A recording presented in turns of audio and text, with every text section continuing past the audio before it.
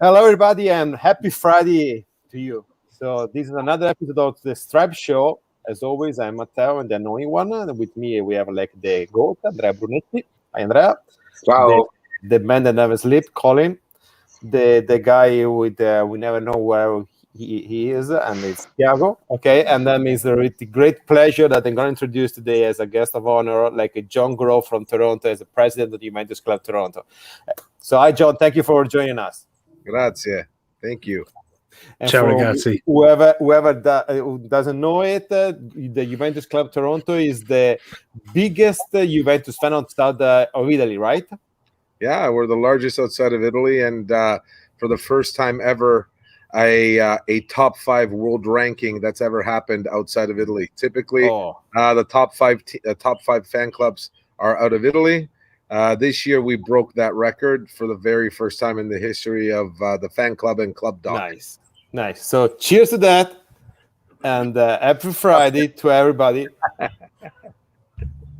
And sorry, just got off work. I needed one, so I know Andrea still has to start working, but it's gonna be a long day for you. I'm jealous It's 20 to 11 at night for me, John. Just in case you're wondering. Oh wow! It's a nightcap for Colin. Yeah, but the issue that we never know when Colin sleeps. Actually, me, Andrea, and Thiago, we are a little bit worried because anytime we send the message in the chat, Colin is always there, no matter the time. And when I wake up, I found a message from him reminding me that I need to be awake, so I need to do something. We have reason to believe he never sleeps. Actually, Exactly. Well, I will say this: there is evidence of me at all hours of the day and night, so I'll give them that. Hey, Matthias Fernandez, ciao, Matthias, a great friend of mine. How are you doing?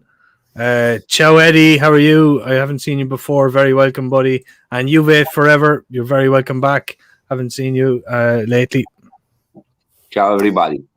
Hello, yes. everyone. So we need to start talking. We eventually going to talk a little bit about transfer market, but we just don't want to focus just about that. Okay.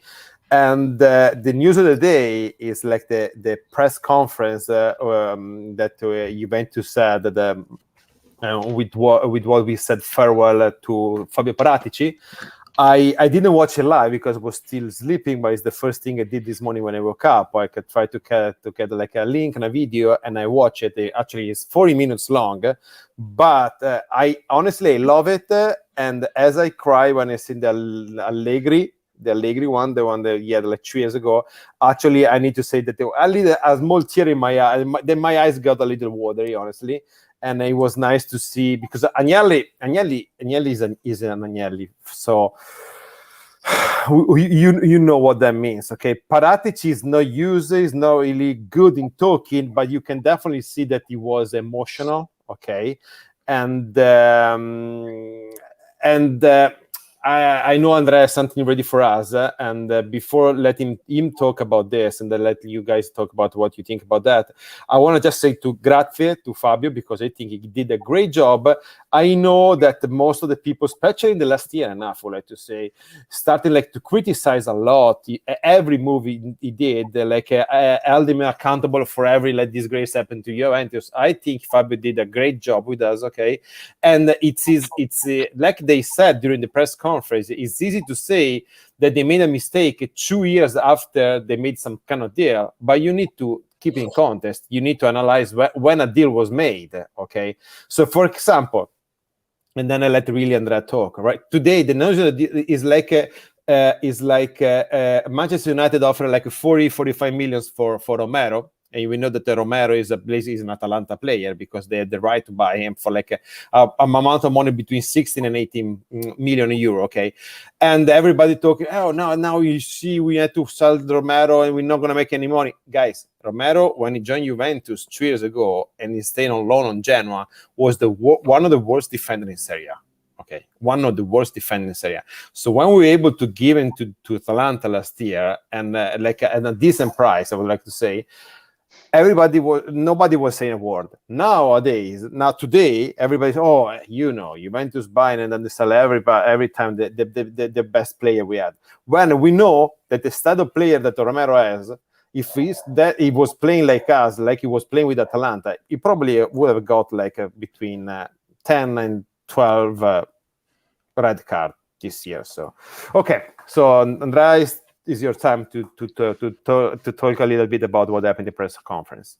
No, actually, like we were saying with Thiago and Colin during the meeting, there's not much news about the press conference, because it was a farewell conference for our Fabio Paratici.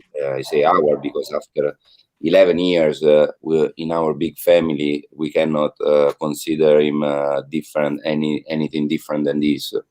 It was a beautiful conference.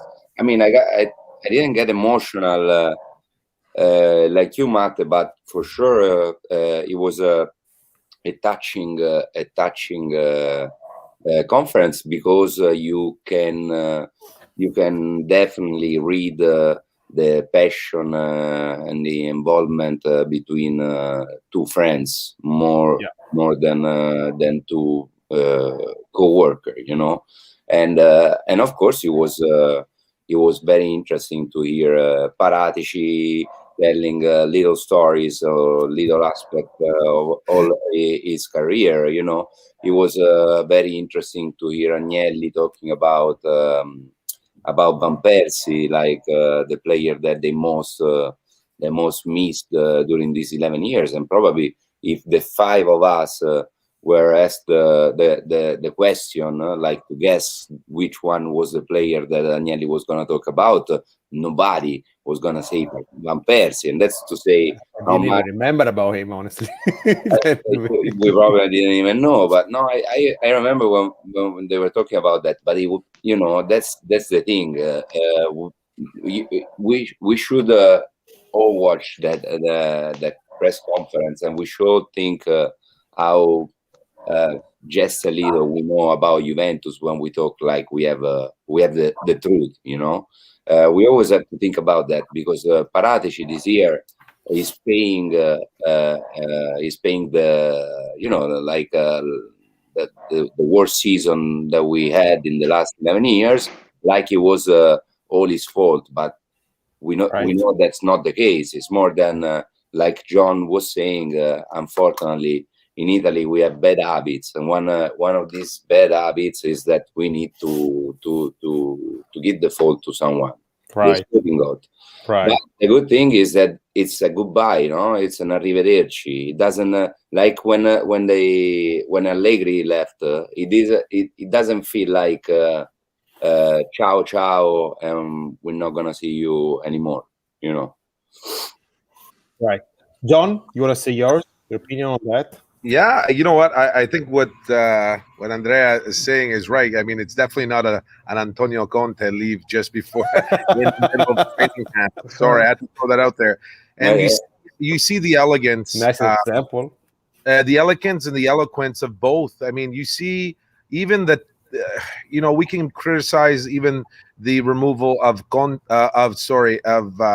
Pirlo, but it was done in such a very subtle and eloquent way that there's very little to no animosity. Andrea realized, Maestro realized what he was jumping into, and he needs to understand that, Juventus, and same thing with Paratici, and that the cycles come to an end. I believe, like when we went from Lippi and we moved forward, from Ancelotti, from Fabio Capello, it happens. And even with Dirigenza, with the upper brass, we've gone through some legends of individuals who've handled the day-to-day operations of Juventus and the players that we have had the pleasure of seeing wear the black and white. And this is just another show, and to see the level of respect and professionalism. And you talk about Stile Juventus. This is absolutely right on with respect to that level of respect for another human being, whether you like his abilities or whether you criticize the acquisitions and the trades of what he's made over the years. I mean, the way it was done, you all you can say is professionalism all the way. Right. And then looking back, honestly, it was right. Paratici was saying, like, everybody in our work probably every day took like 10 decisions every day. If you make 8 correct, that means you're pretty good. Okay, so if every 10 player that he gets, every 10 deals that he gets, he hit an 8 and missing 2 on 2, that means he has done a fairly decent work, I would like to say. So yeah, I agree, and I wouldn't. So Colin, Thiago, anything you want to add? I would like to add something, because honestly, this is the kind of fact that usually you call me a romantic, because I like to take a look at these things. Honestly, imagine the Paratici's family taking care of him for 11 years with such a pressure in a huge club like Juventus. It's not an easy task. We usually criticize him, then people arguing against him, against his decision, and he was every single time dealing with the press conference when we knew that he was bothered about that. This time was like a relief. A press conference, he was so fresh, and that was the main reason probably that tears came to his eyes, because he was like, I did an amazing job, and deep in his heart he knows that, and the fans knows that, but most of the fans will take a little time to understand how good is this generation of our board members, and Paratici did once again a tremendously great job and needs to be recognized for that. Right. Colin? Yeah, I think, I mean, just to echo what you guys have said, I think he did a great job. And a hell of a lot of criticism has come in over the last couple of years. And he deserves an awful lot more praise than he does criticism. And I really feel that this wasn't a show for a show's sake. I thought this was genuine, and yeah, I wish him all the best. It looks like he's going to go to Spurs, and wish him all the best there. He's going to do a great job there too. So if we say that who is going to be his biggest hit, is easy to say Ronaldo. Okay, I don't know if you. It was interesting to see that he mentioned Barzagli actually. Okay, so and I don't know if you have like one particular that he has that is not really so popular, like in the social, that you wanna talk about, or a miss that he had actually, that you were expecting more.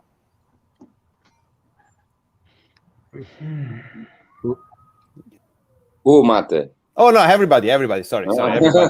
I'm going to agree with you with Barzagli. I remember Del Piero making a statement where he was the one who contacted Andrea and said, "You got to come." And he said, "I'm ready to hang up the boots." Because we talking about? You got to come, and to have that type of mindset, and really, honestly, to have a director listen to a player. I mean, we all know what Del Piero means to our colors as a bandiera, as our captain. But to have that, like, that's an incredible insight, to really listen and sit and pay attention to your leader on the pitch and say, look, I play with them. I went to battle with them in 2006 in the World Cup. And, I remember there was a famous line from Fabio Cannavaro to Andrea Barzagli when Materazzi got the red card against Australia. Barzagli substituted him. He came in and he had a deer in the headlights look. And I think it was, I think Cannavaro said, "Hey, enjoy this. This is going to be the best moment of your life." Right? And Andrea Barzagli, I came in, I was scared. He goes, "I'm coming in." I think Cannavaro had a lot of great quotes during that campaign, because there is this famous, I don't remember what he said. I will remember like one in the special that Sky had after the World Cup. And I think it was Buffon saying to Cannavaro, because after the Materazzi got the red card, okay, And of course, we were playing one man down, and we were not playing a great kind of soccer at the moment. Okay, it was like Buffon said, "I don't want to go home. I don't want to go home." And Cannavaro looked at me, "Be quiet, Gigi. Be quiet. Stay calm. Stay calm." No, I don't want to go home. I don't. No, be quiet. Be quiet. So, and if you go back and you watch, because everybody watch the semi-final against Germany, or for example, or the final against France, and you see Cannavaro watching right now, like the last 5 minutes on the second extra time, I think Cannavaro touched probably 50 balls. Every ball coming to the goal area, it was Cannavaro ball. It's unbelievable. He had like a magnet or something, it was unbelievable. So yeah, so a player that I would like to recognize, one move that I think I would like to recognize by Paratici, I think it was is a Tevez one.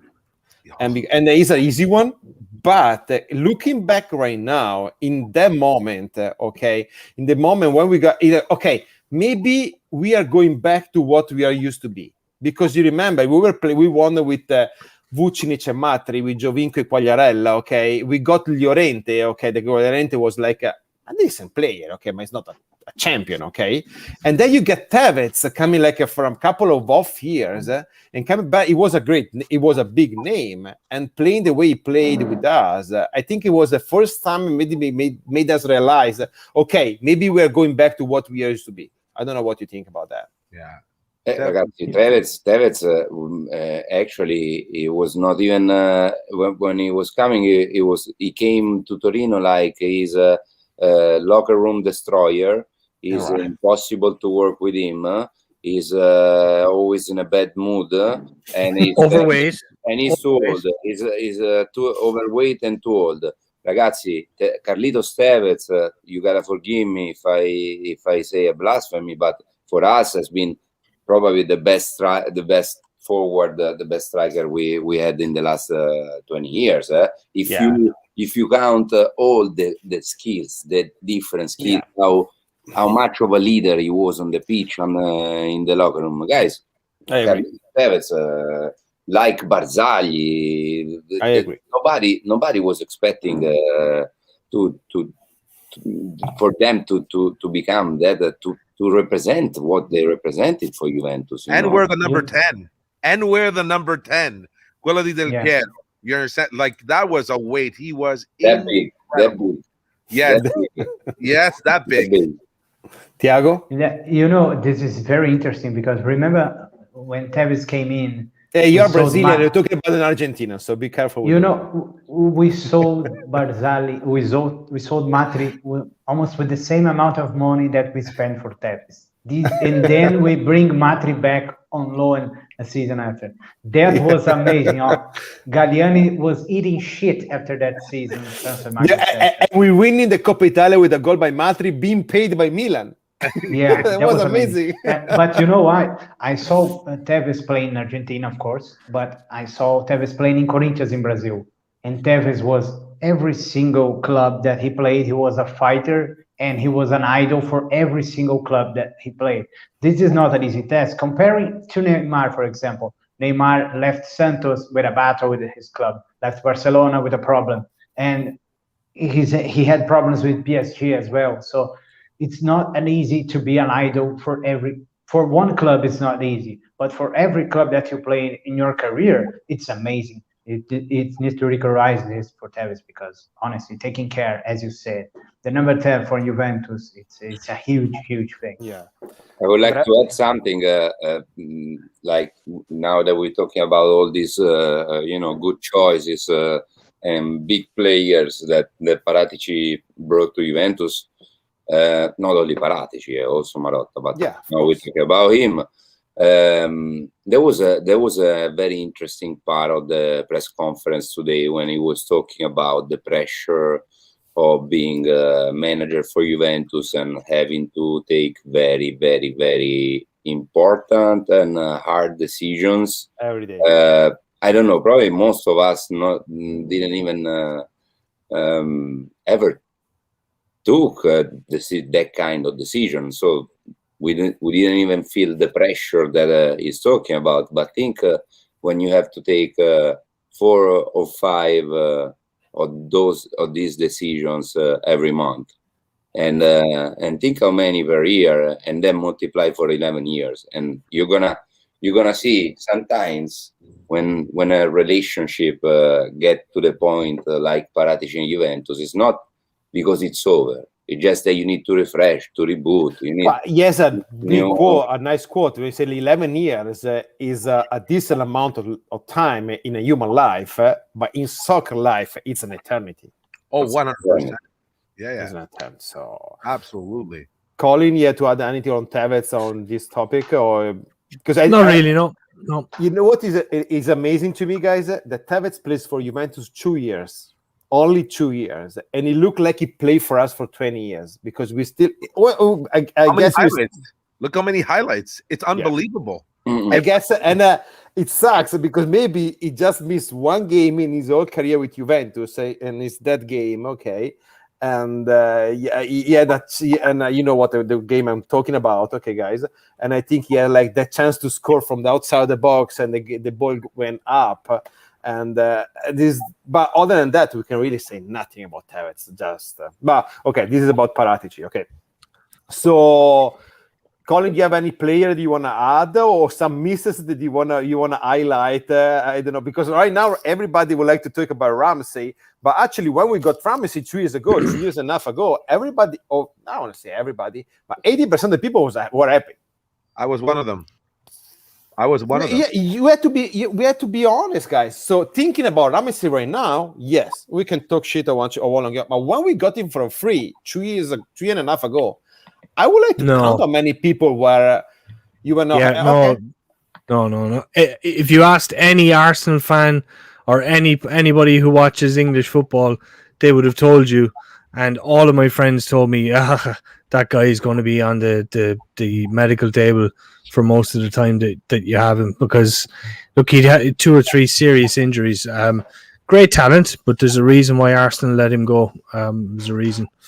Okay, yeah. So, but and the other they stop. Hey, hi Massimiliano. And it's Rabiot. Rabiot, guys, he's a more than decent player. You don't start with for the France national team in that midfield if you're not a good player. So come on. Maybe you cannot like it, you can dislike him, of course. Everybody has his own like favorite player, okay. But for example, Andrea allows Trezeguet to that, okay. Trezeguet is not like my favorite player. I haven't play with Juventus, and that doesn't mean that I don't recognize what he did.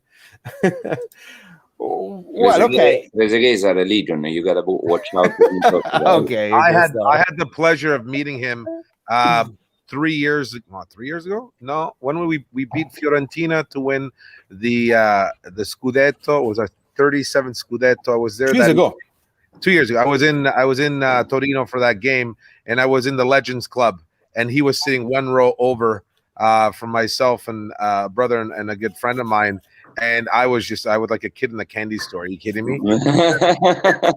This is Trezeguet, and it was what an experience to actually get to meet him and meet him on a very important night to solidify another Scudetto win.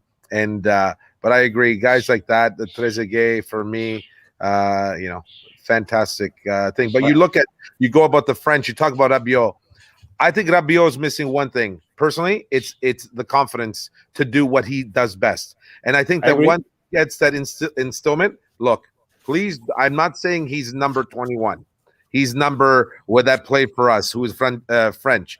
He has Zidane-like qualities in terms of his holding of the ball and how he moves down the pitch. He's very quick and he's very smooth with the ball. He's definitely does not have the vision yet, will never of Zidane. Let me get that straight. But he's got qualities definitely yes. Same body stature, what have you. I just think he needs the confidence. He needs the confidence to know. I know Deschamps sees it in him, and you're right, Matteo, to be in that midfield with this French team. Come on, this team is. I call it's a steroid French team. Like, this team is unbelievable. I don't really want to talk about the Euro competition, but because I think as Italian, no, I don't want to talk about it. I know that Zidane, we named Zidane and calling it Zidane. He doesn't.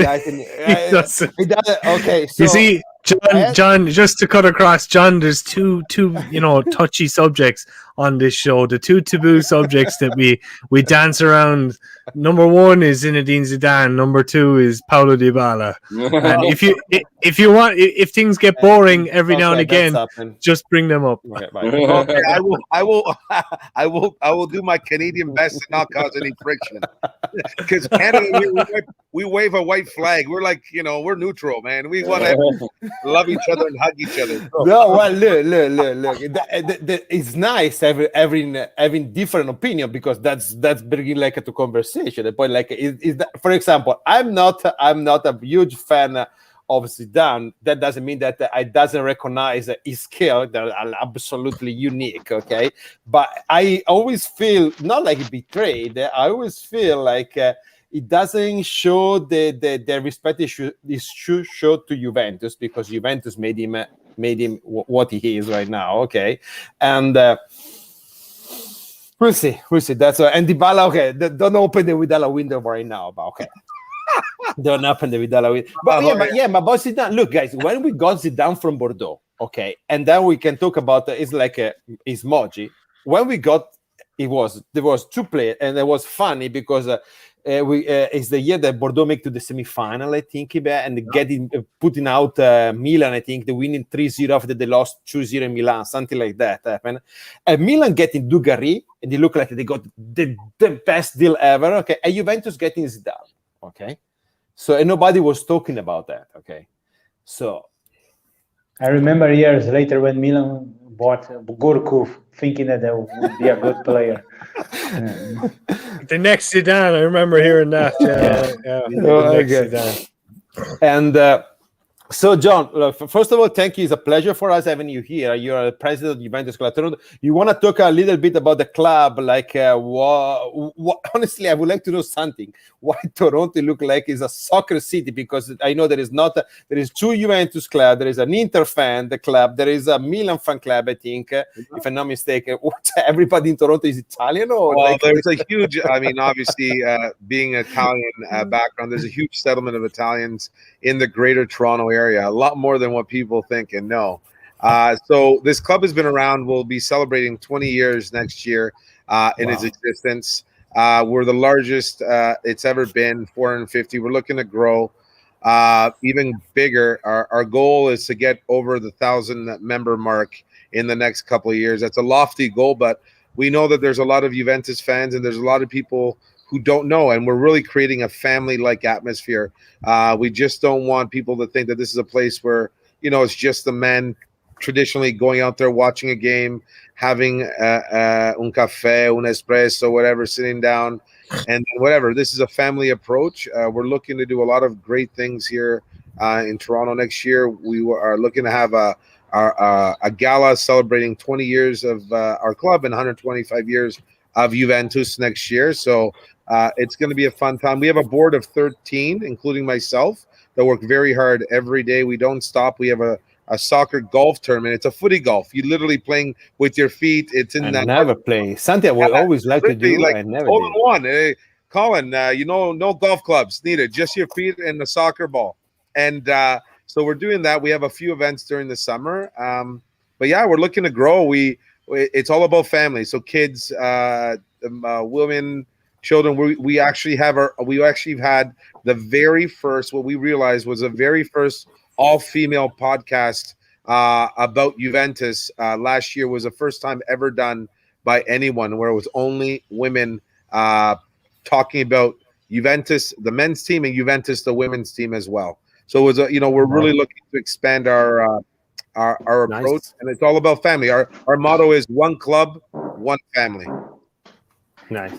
Well, guys, I know John because I already talked to him as a part of like a different club. I'm part of the Orlando Los Angeles club. Like Andrea is part of, actually, he's the president of the San Diego club. So for sure, John is an example for us, and hopefully we can achieve that kind of success with our club. We do. We're and obviously, this. We've created the JOFC North America, the Juventus official fan club of North America. Anybody out there, doesn't matter where you are in Canada or in the US, you're watching, you want to start a club, contact Matteo or Andrea or myself through Stripes, and we want to grow this amazing Juventus family in North America. Cool, thank you.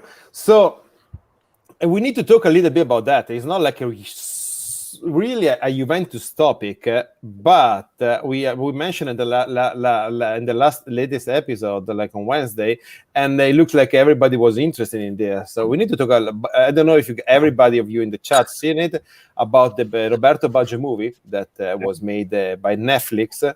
And I know Andrea, as a filmmaker, or have some experience with that. I wasn't a huge fan of the movie. I'm not gonna say I disliked the movie, okay, but I was expecting way more. So, Andrea, I know you have your take. You're gonna be like, not as a filmmaker, as a passionate in general. Like for me, cinema is like Juventus. Is one of the greatest passion of my life. But yeah, I mean, the only good point for me when we talk about Living Codino on Netflix is that it touches some points of his life that I didn't know about.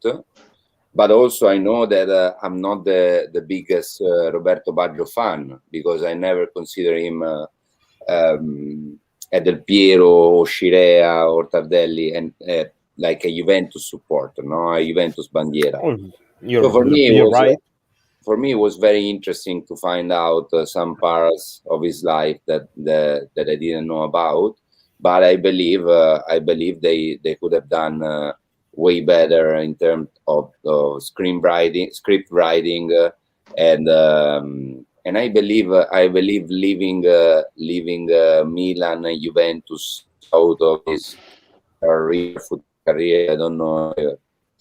There's something missing there, There's a big topic, a big. Yeah, it looks like it looks like he never played with some team actually. Well, the injuries are part of his life, because to explain who was Baggio, you need to start from the injury yet, okay? And he looked like a little arrogant sometimes, stubborn. That part of him that I didn't know, actually, that part. Actually, I didn't know the conflict with his dad, for example. I didn't know about that part. And but they made everything about that penalty against Brazil, when like something that... Can I say something about, like, it could be like a game changer? The goal that he missed with France in the quarterfinal of World Cup '98. I don't know if you remember. If that goal, nobody's gonna remember anymore about the missed penalty against Brazil. And let's be honest, like I think Andrea said the last time. If Baggio make the penalty, Brazil still can make the penalty. They win the World Cup. So I don't consider like a huge. But another thing that I think is right, Andrea, is like Baggio is not remembered as a Juventus player, okay? Even if you didn't need to consider him like one of the best Juventus players of all time, because talented-wise, I think he cannot go out of the top 10, okay? So Thiago, as a Brazilian, you watch a movie or... Ignorance is a bliss. Ignorance is a bliss sometimes, because when I met Baggio before meeting Juventus, I mean, I was cheering for Italia back in 1994, even if I was 5 back in the days, and then, oh my God, that cool player was playing for this team that I watched on ESPN International back in the day, and there was another very cool guy scoring goals, which was Ravanelli. Then I fell in love, and then everything happened. But since I was 5, it was impossible to know. Then later, Baggio left Juventus to Milan with easy, because it was impossible, of course, to reach the information. And Baggio was already the love of my life back in the day. So sometimes it's good to know some facts of his life, but honestly, the player Baggio, it's a huge thing, despite of the injuries.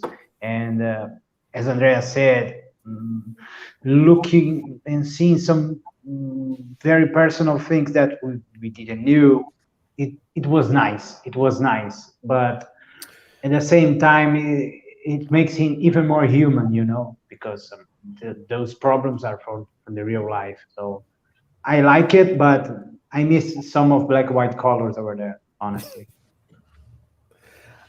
Colin, you watch it? Yeah, I didn't like it. Didn't like it at all. I thought that they wasted time talking about Buddhism, and they should have stuck to football. Nobody cares what religion he was. Nobody ever cared what religion he was. They cared about what he did on the pitch, and he won a Ballon d'Or with Juventus.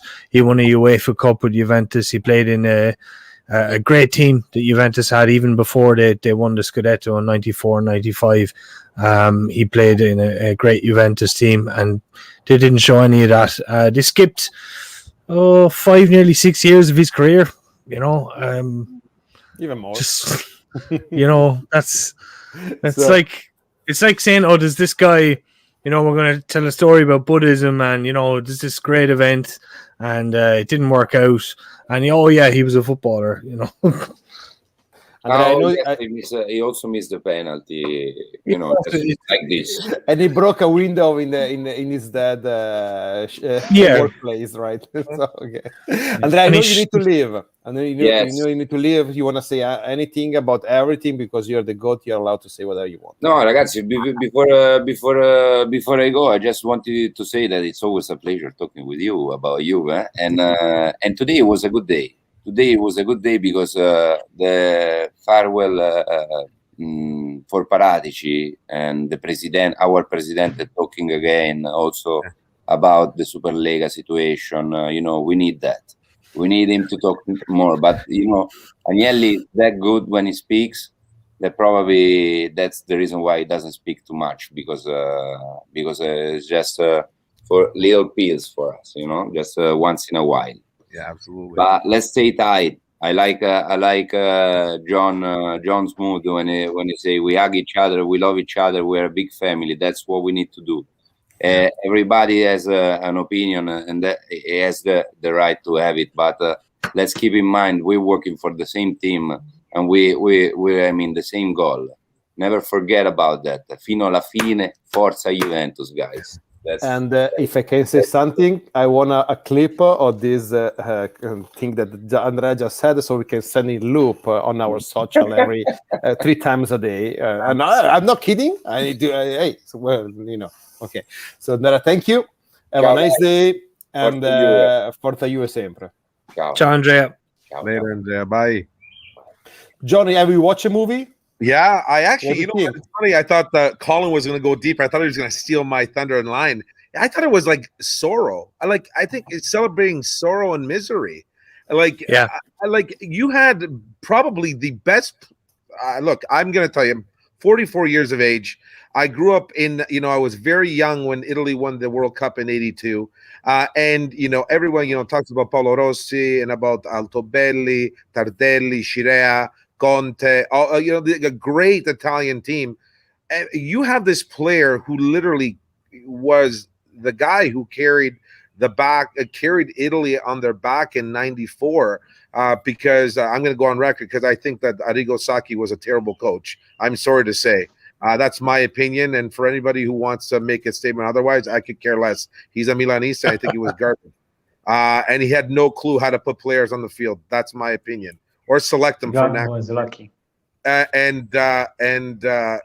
my opinion. But when you have the ability to celebrate a life and a career, and you choose to pick sorrow and misery, I have no clue. I appreciate the fact that there was an achievement in his lifelong battle with his dad about being accepted and making his dad feel that, knowing that his dad was proud of him. I understand. He also grew up in northern Italy, where it's not hard. They're hard shells to break. These are very difficult. This is nothing normal.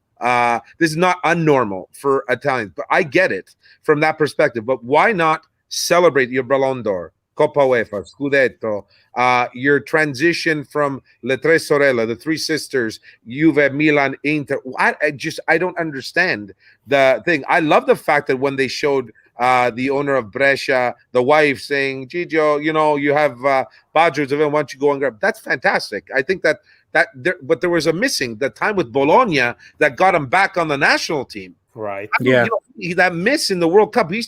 They talk about this national team love that he had per la maglia when he met with Trapattoni, then he got injured and he got better. Where was that rivincita, that victory for him back in '98? We were all on pins and needles waiting for that it was Cesare Maldini.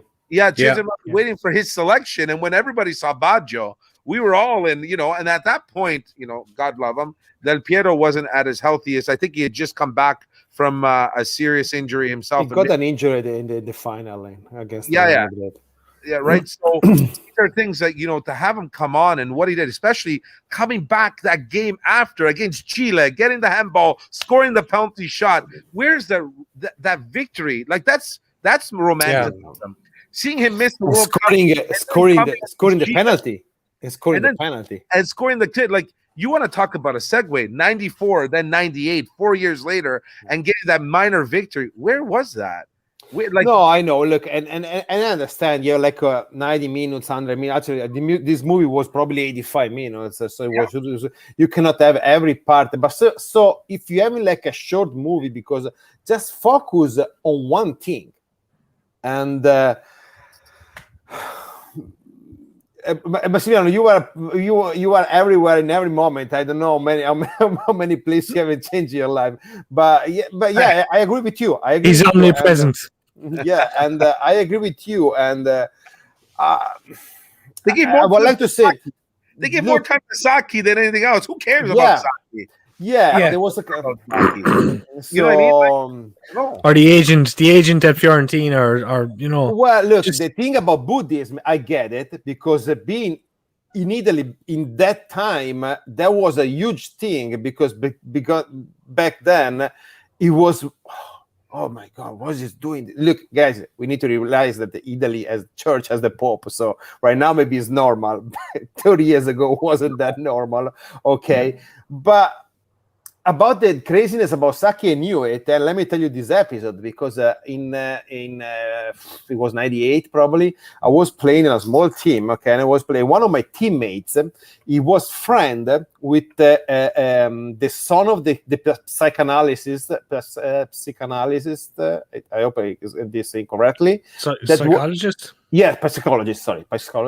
That was following Sacchi. Okay, it was this man that you see actually after the final in '94. It was Aghin Baresi. Okay, so he was lucky enough. They were friends. So he went to the Italian training camp, and he followed them in the United States. So one day they were the Italian team were shot by one guy. Okay, he was 18 back then. So he said, okay, so basically he trained with the national team that day. Okay, so this friend of mine, and he said, dude, I was going crazy. It was by the best shape of my life. So it was Sacchi busting everybody's balls, because if you get the ball like this, you have to be like this. If you are like this, you have to like this. Kind of like you see in the movie when you said, I need to touch one time, and Baggio saying, hey, guy, but if I touch the ball one time, how can I make the difference? Yeah, how can I use my skills? Yeah, and I still remember this episode when he was telling me, and it was busting everybody balls about every move. So going back to what John was saying about Sacchi being like overrated, maybe he was a great coach, but let me say, like we can say, it's the same thing we say with Guardiola. He won with the Milan that were so much better than anybody else. Barcelona. You mean Barcelona? Yeah. No. Yes, but like Sacchi with Milan, like Guardiola with Barcelona. Yes. But the Milan in the 90s was so much better than everybody else. You want to go down that roster? No. Hey, come on. You know what's interesting about this? The fact is, consider this Baggio's personality. And right now, people were praising coaches like Guardiola that are serving and dedicated to do this, right, exactly like this. And you need a player that contradicts it to, this is how I play and this is the way that we should play. And you should not accept every single thing. You players are not only tools and balls. You need to do what you think you should do sometimes. Yeah. Especially in that role. So you agree with Allegri? The soccer is an easy thing. Colin, yes. I'm going to say one thing that I liked about this movie. It showed the first game of the World Cup in 1994, which was in Giant Stadium. No. Ireland, and in particular, Paul McGrath putting Roberto Baggio in his back pocket for 90 minutes. That was the best thing about the movie. You know that there was many times that Paul McGrath, even before the Italian that the World Cup was linked to Juventus. I'm not surprised because he genuinely he was one of the greatest defenders I've ever seen in my life. If he wasn't his Codino, I actually thought that Paul McGrath was his Codino because he was on his back. You know what is another funny thing about the World Cup that, and I want to say another thing about the Baggio movie, but the one that Italy was supposed to go play in the United States. Say, okay, of course, we need to put Italy to New York because in New York, everybody's Italian, right?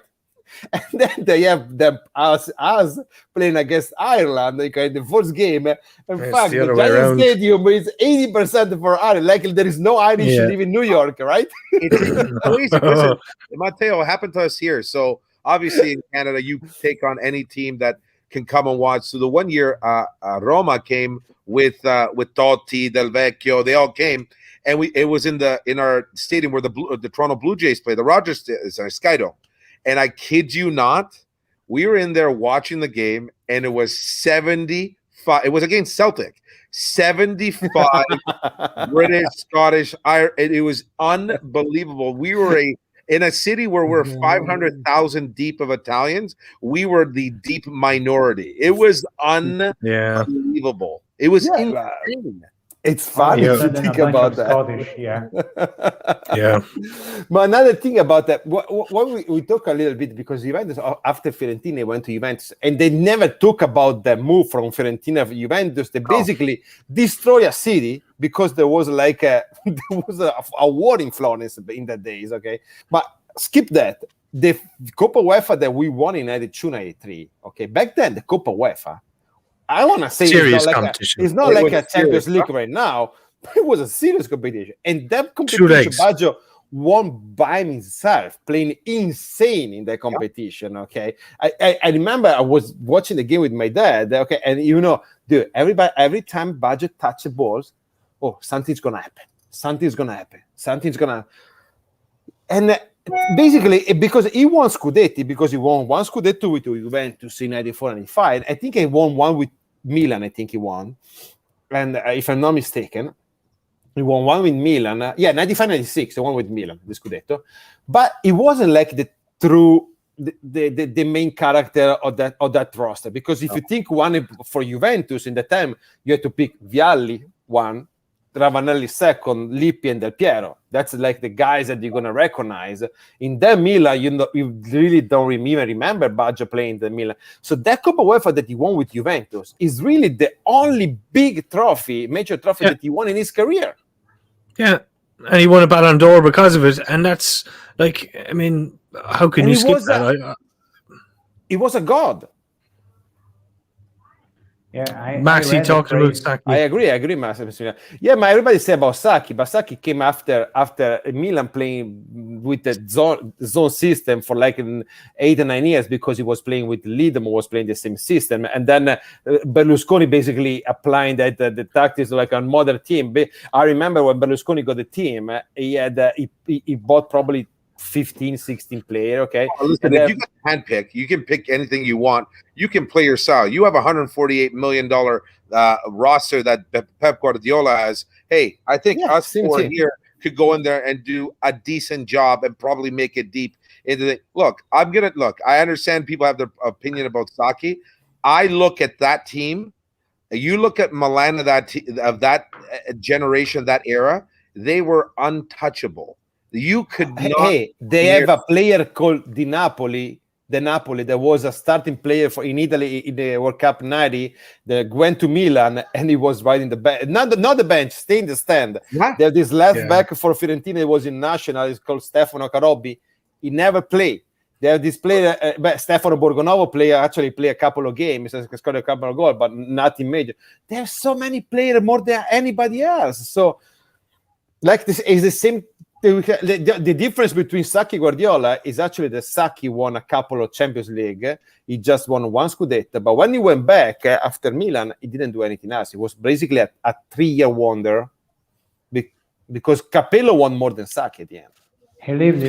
He's doing his commentaries and his opinions even today based on what happened. He's enjoying his retirement based on what he did 30 years ago, At the end, Sacchi. Yeah, exactly. But honestly, I don't want to be peasant, but it was not that good. He was a little bit lucky to have that team. Yeah. Well, if Musi doesn't win the tackle and pass the ball to Baggio instead of shooting, and Baggio the ball going through 5 different legs, we're going out against Nigeria in round of 16, and probably this is the best Italian player. Look, I probably gonna pick Baggio. Yeah. Talent-wise, probably gonna pick Baggio. Right now, I probably pick Baggio. Back then, I would pick after Padoin, Baggio. Of course. Talent-wise, I think he will never be recognized as much as he should, honestly.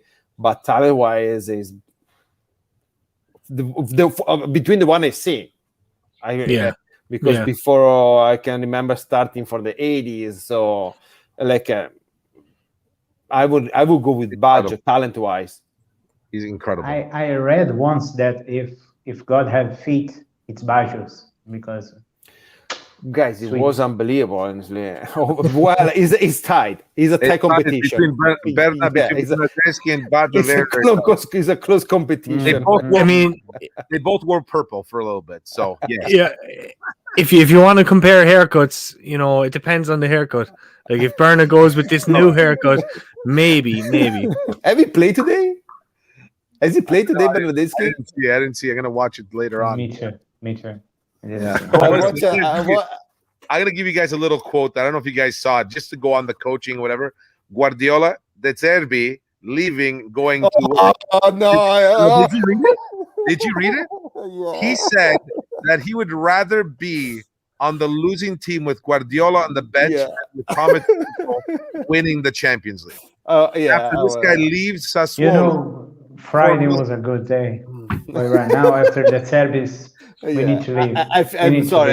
I need another beer after this. I had just drinking coffee, but I need a huge like this. Yeah,